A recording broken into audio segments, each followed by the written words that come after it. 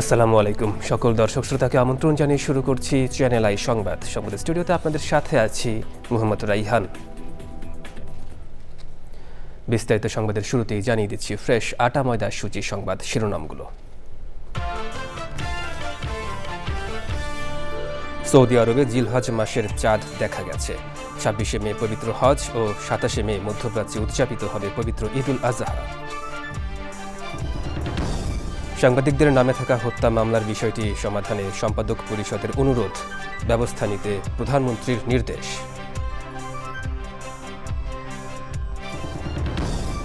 ঈদযাত্রায় হামের সংক্রমণ দ্বিগুণ হওয়ার শঙ্কায় শিশুদের নিয়ে ভ্রমণ না করার পরামর্শ, ঢাকার আশেপাশে নতুন হটস্পট। সরকারের ৩ মাসে কৃষি, শিক্ষা, স্বাস্থ্য, প্রশাসন, কূটনীতি সহ নানান খাতের নতুন কর্মসূচি। হাম, জ্বালানি দ্রব্যমূল্য ইস্যুতে সমালোচনা।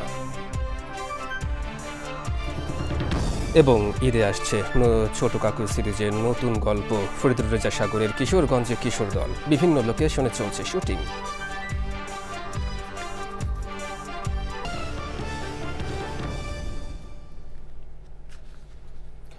দর্শক, সংবাদ শিরোনামগুলো জানাচ্ছিলাম। এখনকার এই সংবাদ আয়োজন একই সঙ্গে চ্যানেল আইয়ের ইউটিউব চ্যানেল এবং চ্যানেল আইয়ের ওটিটি প্ল্যাটফর্ম আই স্ক্রিনে লাইভ স্ট্রিম হচ্ছে। এবার বিস্তারিত প্রসঙ্গ। সৌদি আরবে পবিত্র জিলহজ মাসের চাঁদ দেখা গেছে। সে হিসেবে দেশটিতে ১০ই জিলহজ ২৭শে মে বুধবার পবিত্র ঈদুল আজহা উদযাপিত হবে। রোববার সৌদি আরবের চাঁদ দেখা কমিটির এক বিবৃতিতে এই তথ্য জানানো হয়েছে। ঈদের আগের দিন অর্থাৎ ২৬শে মে পালিত হবে পবিত্র হজ। সৌদি আরবের পাশাপাশি ওমানও ২৭শে মে পবিত্র ঈদুল আজহা উদযাপনের ঘোষণা দিয়েছে। এর আগে ইন্দোনেশিয়া ও মালয়েশিয়া একই দিন ঈদুল আজহা উদযাপনের ঘোষণা দেয়। সাধারণত সৌদি আরব সহ মধ্যপ্রাচ্যের দেশগুলোতে ঈদ উদযাপনের পরদিন বাংলাদেশে ঈদ হয়ে থাকে। সে হিসেবে চাঁদ দেখা সাপেক্ষে আগামী ২৮শে মে বৃহস্পতিবার বাংলাদেশে পবিত্র ঈদুল আজহা উদযাপিত হতে পারে। ইরান যুদ্ধ যুক্তরাষ্ট্রের সামরিক ভাণ্ডারে ব্যাপক চাপ তৈরি করেছে। যুদ্ধে তেহরানের কৌশলী অবস্থান ওয়াশিংটনকে চড়া মূল্য দিতে বাধ্য করেছে। ফলে বিলিয়ন বিলিয়ন ডলার খরচ করার পর ডোনাল্ড ট্রাম্পকে কার্যত খালি হাতে পিছু হটতে হচ্ছে। এই বিপর্যয়ের জন্য মার্কিন নীতি নির্ধারকদের অদূরদর্শিতাকে দায়ী করা হচ্ছে। বিস্তারিত জানাচ্ছেন লুৎফর রহমান সোহাগ। ফেব্রুয়ারিতে ইরানে যখন যুক্তরাষ্ট্র ও ইসরায়েল হামলা শুরু করে, তখন অনেকেই এমন ধারণা করেছিলেন যে সহজেই তেহরান মার্কিন কবজায় চলে আসবে। সামনে ছিল ভেনেজুয়েলায় ক্ষমতা পরিবর্তনের টাটকা উদাহরণ। প্রথম দিনই আয়াতুল্লাহ আলী খামেনি সহ ইরানের শীর্ষ নেতৃত্বকে হত্যা করতে সক্ষম হয় যুক্তরাষ্ট্র। কিন্তু পরে যুদ্ধের বাস্তবতা এমন সরল পথে হাঁটেনি। যত সময় গিয়েছে ততই পরিস্থিতির নিয়ন্ত্রণ চলে গেছে ইরানের হাতে। মাঝে কারি কারি ডলারের ক্ষতির মুখে পড়তে হয়েছে ওয়াশিংটনকে। পেন্টাগন বলছে, যুদ্ধে যুক্তরাষ্ট্রের ব্যয় হয়েছে ৩.৫ লাখ কোটি টাকার বেশি। সমালোচকদের দাবি, মধ্যপ্রাচ্যে যুক্তরাষ্ট্রের প্রকৃত ক্ষয়ক্ষতির পরিমাণ আরও বেশি। মার্কিন ডেমোক্রেটিক কংগ্রেসম্যান ইডি কেস দাবি করেছেন, ইরানের সঙ্গে লড়াইয়ে যুক্তরাষ্ট্রের অন্তত ৩৯টি সামরিক বিমান ধ্বংস হয়েছে, ক্ষতি হয়েছে আরও 10টি বিমান। শুধু সংখ্যাগত পরিসংখ্যান নয়, ইরান যুদ্ধে যুক্তরাষ্ট্রের সবচেয়ে বড় ক্ষতি হয়েছে ভাবমূর্তির। তেহরানের কৌশলের কাছে হোঁচট খেয়েছে ওয়াশিংটনের অপরাজেয় ভাবমূর্তি। এখন পরিস্থিতি এমন দাঁড়িয়েছে যে ডোনাল্ড ট্রাম্পের জন্য যুদ্ধক্ষেত্র ছেড়ে যাওয়া যেমন লজ্জার, তেমনি যুদ্ধ চালিয়ে যাওয়া হবে বিপজ্জনক। বিশ্লেষকরা বলছেন, ইরানের প্রযুক্তি ও সামরিক সক্ষমতা সম্পর্কে সঠিক ধারণা না থাকায় যুদ্ধে যুক্তরাষ্ট্রের ভরাডুবি হয়েছে। শেষ পর্যন্ত এই যুদ্ধ মার্কিন আধিপত্য টিকিয়ে রাখার একটি নিরর্থক প্রচেষ্টায় পরিণত হতে যাচ্ছে। লুৎফর রহমান সোহাগ, চ্যানেল আই। সাংবাদিকদের বিরুদ্ধে থাকা হত্যাসহ বিভিন্ন মামলার বিষয়ে প্রয়োজনীয় ব্যবস্থা নিতে নির্দেশনা দিয়েছেন প্রধানমন্ত্রী তারেক রহমান। সচিবালয়ে প্রধানমন্ত্রীর সঙ্গে সম্পাদক পরিষদের বৈঠকের পর তথ্যমন্ত্রী জহিরুদ্দিন স্বপন জানিয়েছেন, গণমাধ্যমে সরকারের হস্তক্ষেপ না থাকায় প্রধানমন্ত্রীকে ধন্যবাদ জানিয়েছে সম্পাদক পরিষদ। সরকার গণতান্ত্রিক আচরণ করলে সরকারের সঙ্গে যুক্ত থাকার কথা জানিয়েছে সম্পাদক পরিষদ। রাহুল রায়ের রিপোর্টে বিস্তারিত। প্রধানমন্ত্রীর সঙ্গে এর আগেও বৈঠক করেছেন সম্পাদক পরিষদে থাকা বিভিন্ন সংবাদপত্রের সম্পাদকরা। রোববার সচিবালয়ে প্রধানমন্ত্রীর সঙ্গে আবারও বৈঠক করেন তারা। সাংবাদিকদের বিরুদ্ধে করা বিভিন্ন মামলা ও সরকারের গণতান্ত্রিক ধারা বজায় রাখার বিষয়ে বৈঠকে প্রধানমন্ত্রীকে জানান সম্পাদকরা। প্রায় 282 জন সাংবাদিকদের বিরুদ্ধে বিভিন্ন ধরনের মামলা হচ্ছে এবং তার মধ্যে 94 জন হত্যা মামলার তারা আসামি হিসাবে। তো সেটা আমরা প্রধানমন্ত্রীর কাছে সেই লিস্ট দিয়েছি, প্রধানমন্ত্রী সেটা গ্রহণ করেছেন এবং তথ্যমন্ত্রীকে বলেছেন এবং এই ব্যাপারে ওনারা একটা উদ্যোগ নেবেন। সাংবাদিকদের বিরুদ্ধে হত্যা মামলা এবং এত ধরনের মামলা, এটা গণতান্ত্রিক দেশের পরিবেশের জন্য ভালো নয়, এই সরকারের ভাবমূর্তির জন্যও ভালো। আইন কানুনের মধ্যে যে অগণতান্ত্রিকতার অংশগুলো আছে সেগুলোর সম্পর্কে আমরা তাকে অবহিত করেছি।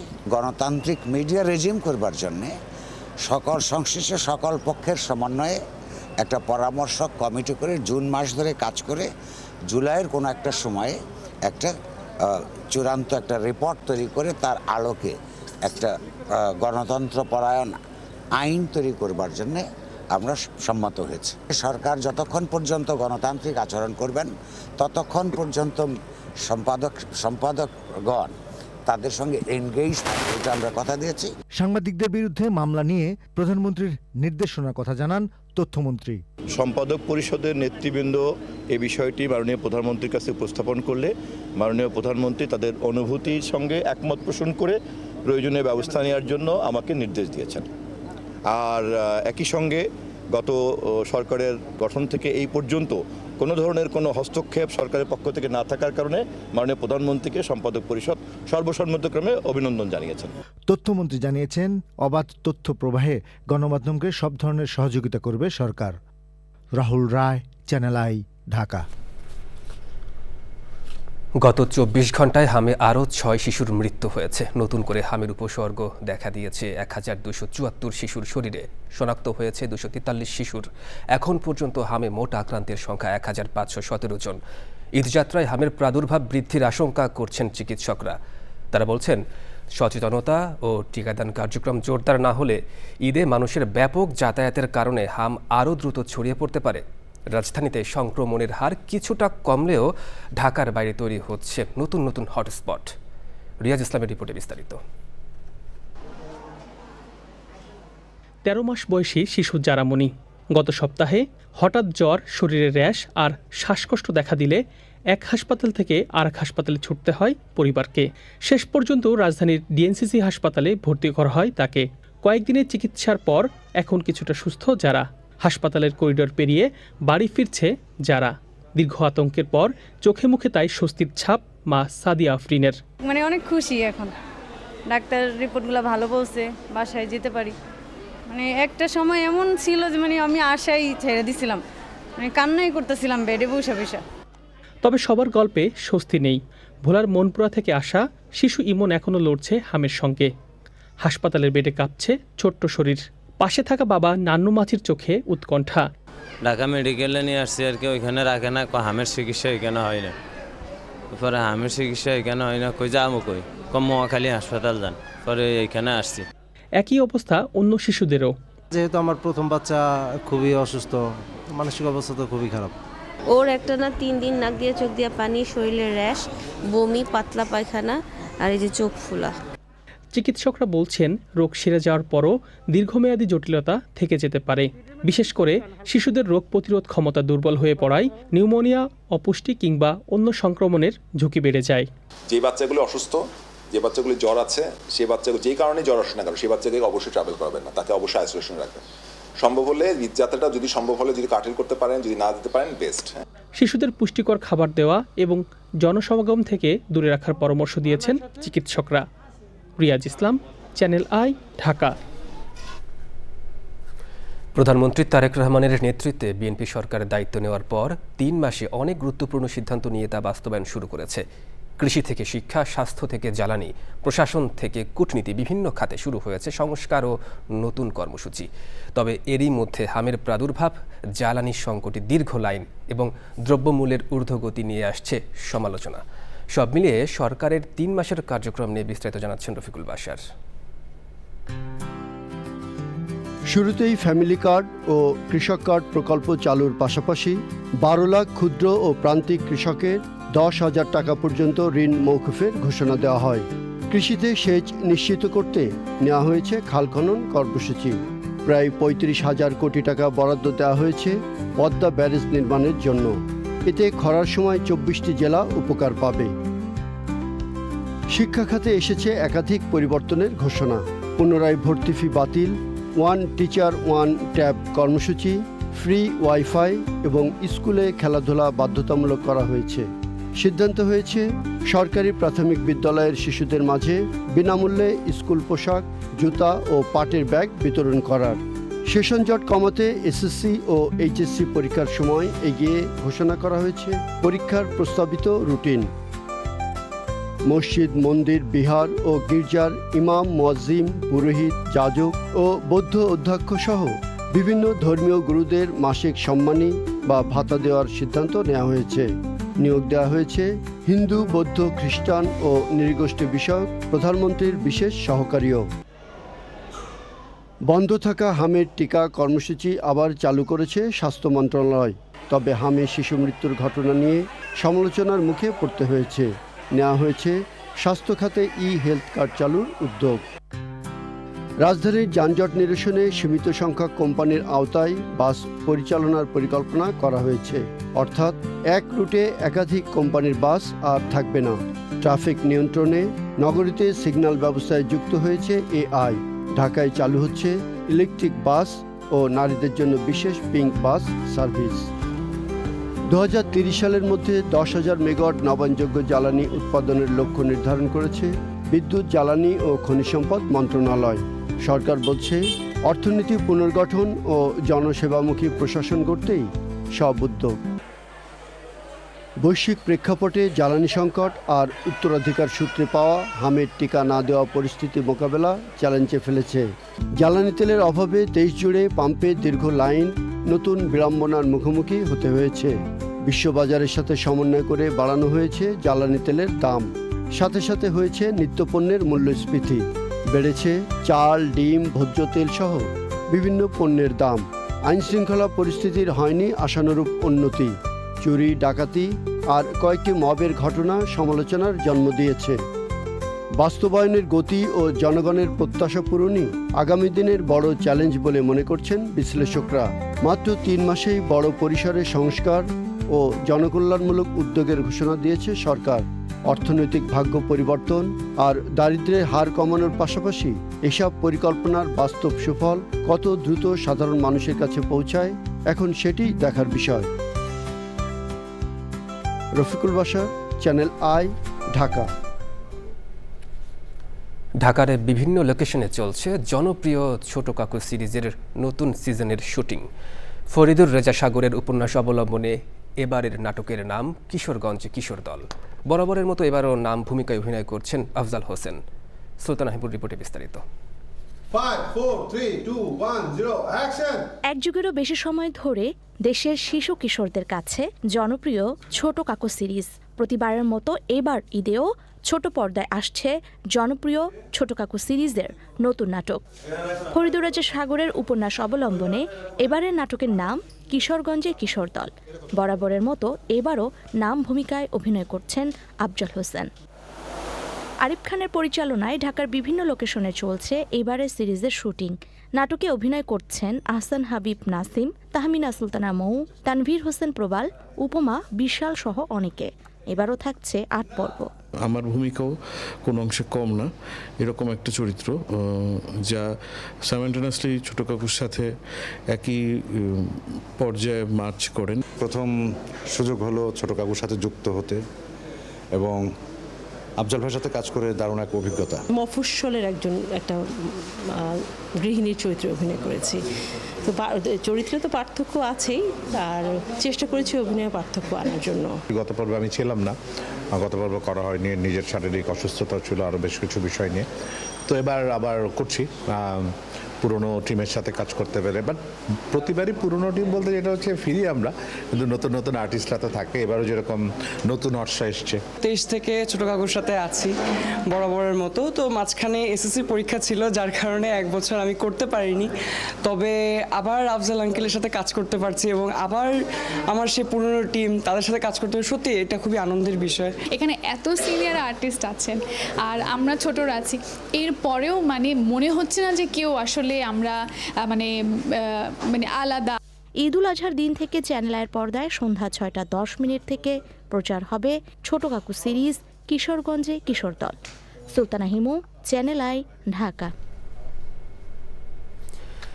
গাইবান্ধার সাঘাটা উপজেলার অদম্য মেধাবী আয়েশা আক্তারকে নিয়ে ফরিদুর রেজা সাগরের প্রযোজনায় সাংবাদিক মোস্তফা মল্লিকের পরিকল্পনা ও পরিচালনায় নির্মিত বিশেষ প্রামাণ্য তথ্যচিত্র পায়ের ছাপ প্রচারের পর মেয়েটির চাকরি না হওয়া পর্যন্ত প্রতি মাসে 10,000 টাকা দেওয়ার ঘোষণা দিয়েছে চ্যানেল আই কর্তৃপক্ষ। আয়েশার সঙ্গে চ্যানেল আইয়ের পরিচয় প্রায় 1.5 যুগ আগে, যখন সে অনেক ছোট। দুটো হাত নেই, পা দিয়ে লিখেই সামনে এগিয়ে যাওয়ার চেষ্টা করছে সে। সেই আয়েশা ডিগ্রির পর মাস্টার্সেও প্রথম বিভাগে উত্তীর্ণ হয়েছে। প্রামাণ্য তথ্যচিত্রটির প্রযোজক চ্যানেল আইয়ের ব্যবস্থাপনা পরিচালক ফরিদুর রেজা সাগর জানিয়েছেন, আয়েশার এগিয়ে চলার পথে চ্যানেল আই সবসময় পাশে থাকবে।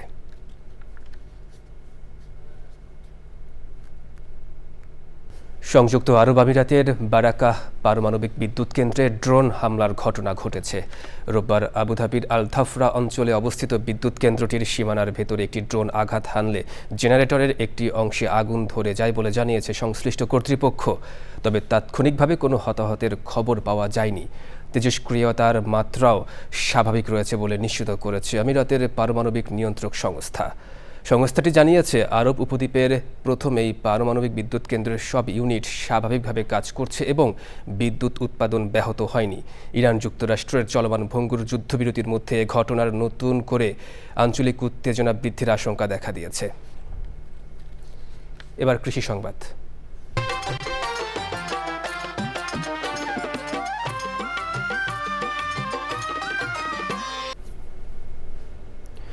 দক্ষিণাঞ্চলের নোনা পানির এলাকায়, যেখানে অনেক সময় ফসল চাষ করাই কঠিন, সেখানেই বিভিন্ন জাতের আম উৎপাদনে এসেছে নতুন সাফল্য। বাগেরহাটের মোরেলগঞ্জে প্রায় 50 জাতের দেশি বিদেশি আম বাগান গড়ে তুলেছেন এক উদ্যোক্তা। তার এই সাফল্যে অনুপ্রাণিত হচ্ছেন এলাকার অন্যান্যরাও।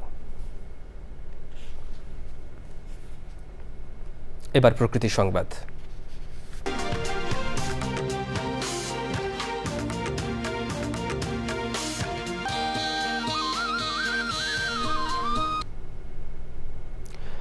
চারিদিকে নদী, খাল আর জলাভূমি, তবুও বিশুদ্ধ পানির জন্য দীর্ঘ অপেক্ষা।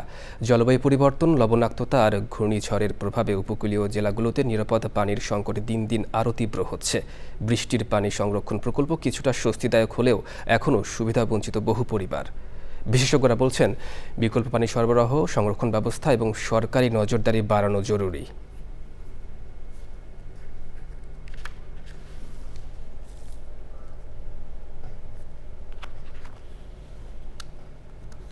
দর্শক, সংবাদের শেষ প্রান্তে তবে যাবার আগে ফ্রেশ আটা ময়দা সুজি সংবাদ শিরোনামগুলো জানিয়ে দিচ্ছি আরও একবার।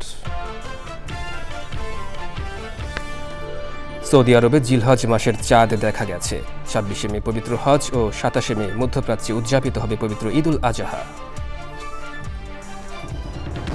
সাংবাদিকদের নামে থাকা হত্যা মামলার বিষয়টি সমাধানে সম্পাদক পরিষদের অনুরোধ, ব্যবস্থা নিতে প্রধানমন্ত্রীর নির্দেশ।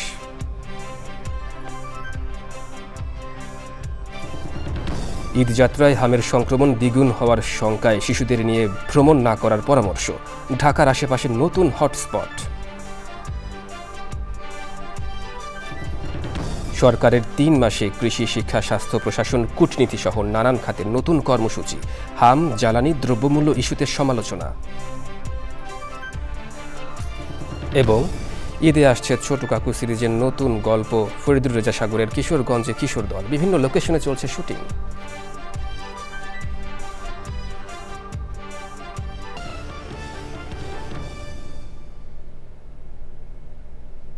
দর্শক, পরবর্তী শীর্ষ খবর দেখার আমন্ত্রণ জানিয়ে শেষ করছি। ধন্যবাদ সবাইকে।